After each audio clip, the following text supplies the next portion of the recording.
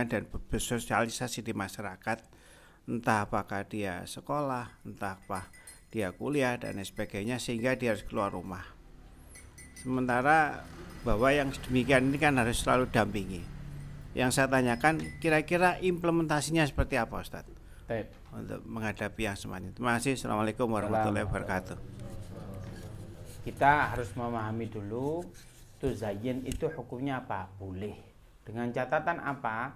Tidak untuk menggoda laki-laki lain, baik yang sudah punya suami maupun belum. Itu kaidahnya.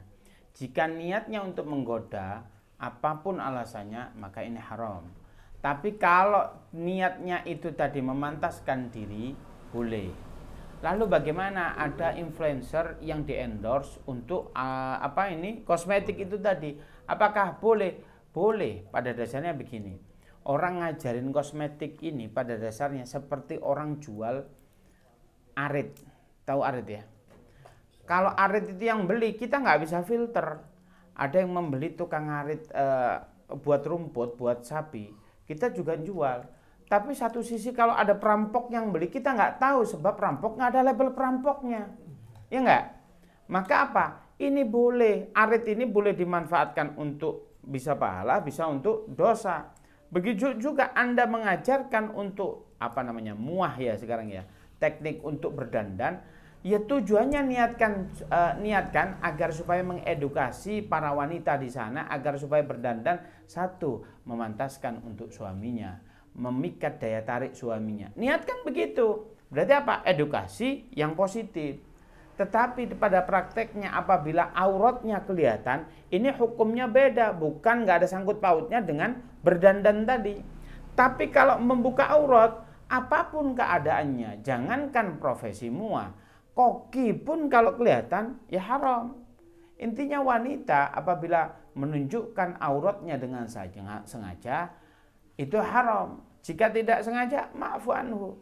Tetapi kalau sengaja, ya jelas haram. Berarti apa? Muahnya boleh, buka auratnya nggak boleh. Gimana caranya? Teknis saja. Bagaimana caranya? Ya ibu-ibu jelas lebih paham. Tak pakai deker ya istilahnya begitu. Boleh. Taip. Yang kedua, bagaimana sih anak kita itu perempuan? Atau istri kita, jelas perempuan di sini bapak-bapak semua. Namanya istri juga perempuan, anak perempuan gitu ya. Bagaimana kalau dianjurkan waqarna fi buyutikunna, dianjurkan lebih baik di rumah. Apabila maslahatnya itu di sebuah kebutuhan, maka boleh. Apa? Yang pertama sekolah, itu talabul ilmi. Boleh hukumnya keluar rumah. Ya enggak? Bagaimana orang ini kalau sudah besar ini dia kerja, boleh, itu maslahat. Maka kalau kita itu maslahannya tidak bertentangan dengan syariat Islam, maka boleh anak kita keluar rumah. Taip. Itu ada lagi? Ya, silakan. Terima kasih Ustaz. Tadi disampaikan kalau perintah sholat itu bergandengan dengan zakat. Ini ada kaitannya dengan zakat. Zakat itu yang saya kurang paham adalah antara zakat profesi, perdagangan, sama zakat mal. Jadi misalnya kita sebagai pedagang, kita kan ya ada harta perdagangan. Kemudian juga itu termasuk mal kita, kan kayak ada overlapping. Profesi kita juga ya berdagang itu. Jadi bagaimana Ustaz? Oke. Itu kategorinya satu profesi, yaitu pedagang. Ada kayak saya ini. Saya ini kan berdagang baja ringan. Tapi ada profesi lain apa? Yaitu pemborong. Saya memborongnya apa? Oh, atap orang saya kerjakan. Itu kan dapat untung. Jual produk dapat untung, mengerjakan juga dapat untung. Sehingga apa? Ada dua profesi yang saya lakukan kebetulan saja beririsan. Anda jualan, terus Anda juga menjadi akuntan begitu. Berarti kan ada dua profesi yang berbeda Anda lakukan. Maka ini penghasilan dua-duanya harus pakai zakat. Begitu ya. Cara menghitungnya ya. Menghitungnya kalau saya pribadi contoh. Kemarin kita teman-teman itu syirka, ya oke kita mulai dengan 1 Muharram, ya enggak? Syirka ini meliputi di bisnis online yang kedua bisnis wamos, ikan asap. Maka ketiga-tiganya nanti kita evaluasi dalam satu kesatuan agar supaya nilai zakatnya tinggi. Ya sudah, kita mulai 1 Muharram. Kita lihat 1 Muharram berikutnya. Oh ternyata ini 1 Muharram berikutnya sudah bisa mencapai haul, berarti 1 tahun. Dari 1 Muharram ke 1 Muharram. Cash flow kita berapa, dividen kita berapa. Yang diukur dividen kita sudah dikeluarkan operasional.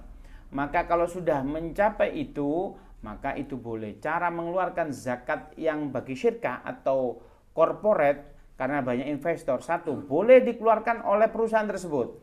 Sehingga dividen yang terbagi itu sudah net, sudah dikeluarkan zakat. Ini potensi bagusnya banyak. Karena apa? Kalau sudah dibagi, dividen akan kecil, semua nggak wajib zakat ini. Tapi boleh yang kedua itu. Nah, tadi Anda ini profesinya apa? Pedagang, ya pedagang-pedagang juga ini. Maka itu sama saja, yang Anda zakati itu adalah pedagang Anda, jual beli Anda. Bagaimana caranya? Ya dividen dalam setahun itu berapa? Anda kurangi operasional kebutuhan Anda, maka kalau lebih daripada 100 juta tadi, maka Anda wajib zakat. Tetapi di luar sana Anda memiliki properti, itu harta mal, zakat mal, harus ada zakat malnya. Kecuali properti yang kita pakai, kita pinjamkan. Nah, ini dipinjamkan ini untung, kalau enggak kena zakat itu ya. Kalau enggak dipinjamkan ya, Anda menolong ini. Kalau enggak atau dikoskan. Nah, itu kan buat bisnis, hasil kosnya yang berzakat. Tapi kalau enggak memenuhi nisab ya enggak. Tapi Anda memiliki rumah, Anda anggur nih, di anggur nih itu apa? Dibiarkan saja, itu wajib zakat.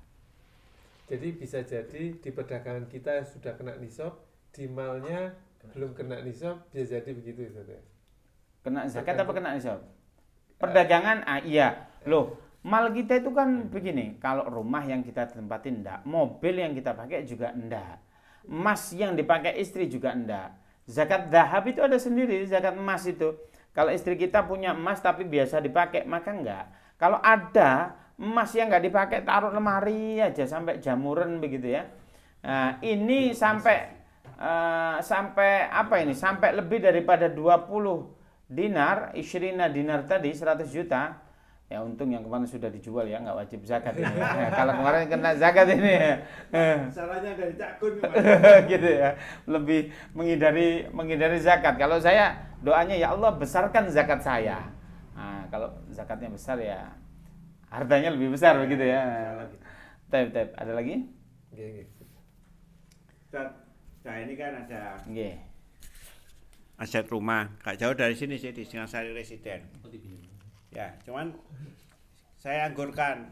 Dianggurkannya memang bukan karena sengaja dianggurkan, memang tidak layak huni. Karena pada saat beli itu kondisinya sudah nggak layak huni. Artinya seluruh fasilitas layaknya rumah itu tidak terpenuhi. Jika saya anggurkan. Nah, yang demikian ini apakah juga wajib zakat ya? Oke, baik. 1, Anda beli tujuannya menganggurkan atau sementara dibeli nanti akan kita perbaiki. Kalau sudah layak diperbaiki, sudah layak huni kita tempati. Yeah. Niatnya dulu, investasi nih kalau laku ya saya jual. Maka Anda kena nanti zakat jual beli. Niatnya dulu apa ini? Yeah. Nah, kalau niatnya ini beli, ya mumpung ada duit Ustadz kita beli, nanti kalau sudah kita perbaiki, kita tempati, maka tidak kena wajib zakat. Niatnya memang akan ditempati, hanya karena memang kembali problematiknya kan klasik seperti hanya yang sudah mungkin pernah saya sampaikan ke Ustadz, bahwa kalau ada piutang yang masuk itu saya renovasi. Namun karena selama ini yang saya kadang-kadang piutang itu tidak ada yang segera masuk, ya sehingga untuk saya perbaiki tidak ada. Berarti kan niatnya bukan beli untuk dianggurkan ya. Ke depan akan ditempati, hanya saja sekarang belum layak. Tidak apa-apa, berarti tidak usah zakat.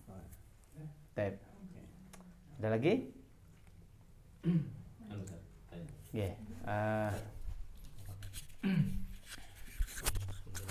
Assalamualaikum warahmatullahi wabarakatuh. Waalaikumsalam warahmatullahi wabarakatuh. Terkait sama apa namanya tadi? Aurat, Sat. Tadi kan yang dibahas tentang wanita yang tabaruj. Ini juga terkait sama laki-laki, Sat. Ya. Terkadang laki-laki itu tidak menyadari batasan auratnya, nyuantai aja pergi ke jalan kemana-mana berempak celana pendek, dengan asumsi bahwa tadi oh laki-laki kok apa menarik sih, nggak ada menariknya, sehingga di situ merasa aman-aman saja, Sat. Nah, yang seperti ini apakah itu juga kategori larangan yang harusnya total harus ditinggalkan gitu ya, Sat? Iya. Pada dasarnya aurat laki-laki itu dari pusar sampai lutut. Maka kalau ada di antara itu yang terlihat, maka dosa kita ngumbar aurat. Ini yang menjadi sorotan bagi laki-laki khususnya, biasanya pakai celana jeans. Dia sholat, kemudian tatkala sujud, maka yang belakangnya kelihatan. Ini kalau kita luruskan pusar, itu seharusnya nggak kelihatan. Kalau kelihatan, biasanya kelihatan apa? Celengannya begitu ya. Nah, ini nggak boleh. Sholatnya nggak sah, auratnya kelihatan dosa. Ini bagaimana? Kalau saya menganjurkan pakai kaos dalam. Sehingga apa? Kaos dalam itu ikat sama celana dalamnya nggak kelihatan. Kalau seandainya baju kita ngesingkap dikit ya sudah. Nah, tapi kan sudah ada kaos dalam, maka itu bagusnya begitu. Lalu bagaimana sepak bola? Kan ada itu celana, saya juga punya itu, ada celana yang sampai segini di bawah lutut ada, 3/4 ada. Bukan kayak legging, memang celana saya punya itu ya bukan legging, dia itu memang celana sport. Dan saya pikir ya nggak cupu-cupu juga kita pakai begitu. Maknanya kalau Anda takut nggak tren, masih bisa keren kok. Nah, maknanya jangan membuka aurat. Jika ini di atas ini Anda terbuka, boleh-boleh saja. Karena ini bukan aurat. Ya, me dipantes nih. Wis panun dindi antum buka-buka. Nah, ini ya memantaskan begitu ya. Tapi itu kategori aurat bagi laki-laki. Laki-laki juga ada auratnya begitu. Baik. Ada lagi? Oke, silakan. Assalamualaikum warahmatullahi wabarakatuh. Waalaikumsalam warahmatullahi wabarakatuh. Ini masih tentang laki-laki. Tadi kan ketika perempuan keluar rumah berdandan terus menarik perhatian laki-laki lain, itu kan berdosa, Ustadz. Ini kebalikannya gimana? Ketika kita laki-laki dituntut untuk rapi di perkantoran, terus kita menjadi daya tarik perempuan lain, itu hukumnya gimana? Begini, kalau niat Anda bersolek itu untuk menarik perempuan lain juga nggak boleh. Namanya TPTP. You know the meaning TPTP? Tebar pesona. Nah, ini nggak boleh. Maknanya antum memberi harapan palsu terhadap wanita-wanita itu, mengaku bujangan padahal Anda sudah punya cucu. Nah, ini nggak boleh. Nah, ini begini, kalau contoh begini, saya lagi-lagi memantaskan untuk keluarga saya. Jika saya keluar tidak pantas, maka yang jelek juga keluarga saya, istri saya juga. Ya apa sih, so Gus Faiz menjak nikah sama istrinya kumus-kumus, ya sehingga juga istri saya, maka boleh berdandan ya berdandan. Nah, tapi begini, ini maaf, secara kejiwaan laki-laki itu, ini mohon dikoreksi kalau saya salah. Laki-laki itu dalam setengah jam itu memikirkan hubungan dengan wanita yang sudah nikah ya, pengen membahas tentang seks itu kurang lebih di angka 50 kali dalam 30 menit. Perempuan nggak sampai segitu. Maknanya memang tinggian laki-laki keinginan untuk hal-hal semacam itu. Nah, syahwatnya lebih tinggi. Maka Rasulullah mengajarkan kalau kalian melihat wanita di luaran sana, kemudian tertarik, maka Anda pulang.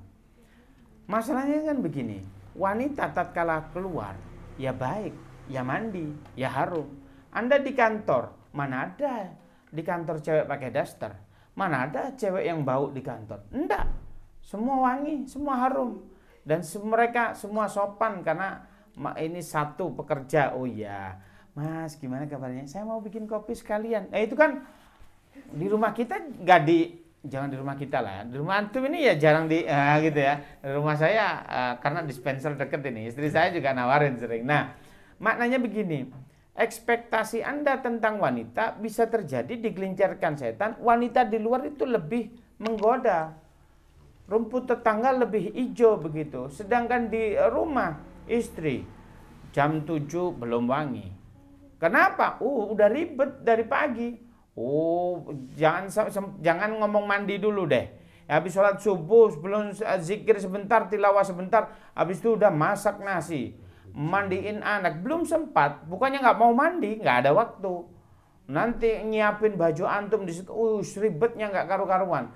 Tatkala pulang, sudah mandi, dibersihkan, baru aja tidur, baru istirahat, anaknya pulang, berantakan lagi. Tiba-tiba tatkala habis asar istirahat, baru saja pegang HP, suaminya pulang. Ini rumah kayak kepala pecah, saya kerja seharian, kamu ngapain aja di rumah? Ini kan kasihan, istrinya aja belum istirahat, baru pegang HP, Anda sudah marah-marah. Ini jangan juga, maknanya dibalanskan. Kalau kalian ketemu wanita di luaran sana suka, maka Anda pulanglah. Ini bukan alasan kalau pegawai bilang, bos saya lagi ada hati sama istri saya pulang. Enggak gitu juga. Maknanya jaga hati untuk yang di rumah. Lah di rumah juga begitu, tatkala suami pulang, pantaskan dong diri. Maknanya, oh iya suami saya pulang jam 4, dandan udah jam 3 agar supaya wangi. Oh, makanan kesukaan suami disiapkan, makanya ada hubungan mutualisme semacam ini, bagus. Nah seandainya Anda, ada cewek di luar nih, wah udah bergetar, saya pulang. Nyampe pulang istri, begini depan TV, serap, pakai masker, sini ada timun, ini ada bengkuang, keteknya nggak dikerok, wah seding dong, siapa? Ayah mi, pulang ambil sendiri, dikunci itu di bawah keset. Nah ini kan mana daya tariknya model begitu, pakai daster bolong atau pakai baju partai yang sudah 3 tahun tipisnya itu, nah, itu jangan. Maka ini ya itulah rumah tangga itu adalah ibadah terpanjang sehingga kita harus saling tafahum, memahami dan lain sebagainya. Taib. Ada lagi? Kita cukupkan ya. Taib. Semoga kajian kita kali ini bermanfaat. Semoga ini juga bagi kaum laki-laki mampu mendidik atau mencontohi bagi keluarganya yang lebih baik. Taib. Dari saya kita akhiri. Assalamualaikum warahmatullahi wabarakatuh. Waalaikumsalam.